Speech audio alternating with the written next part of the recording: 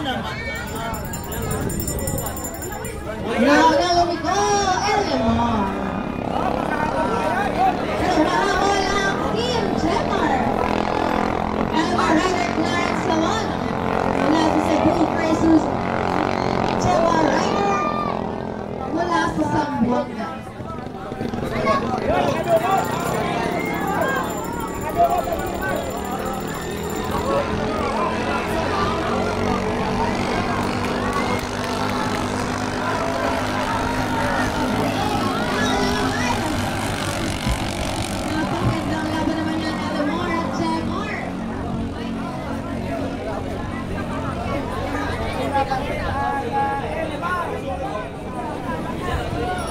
Next race, Pirata RC Warriors number 1 at Doraemon number 8. Pwesto, RC Warriors kaliwa, Doraemon kanan.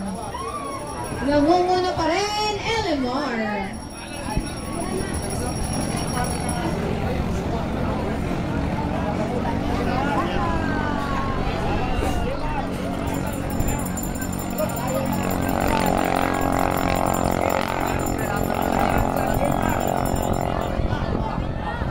Para sa expert category, ang magcha-champion ay makakapag-uwi ng 200,000 pesos. Second placer will receive 100,000 pesos. Ang ating third placer naman ay makakapag-uwi ng 50,000 pesos. At ang ating fourth placer ay makakapag-uwi ng 25,000 pesos. Good luck, racing teams. Namumuna pa rin, Elemar Magnet.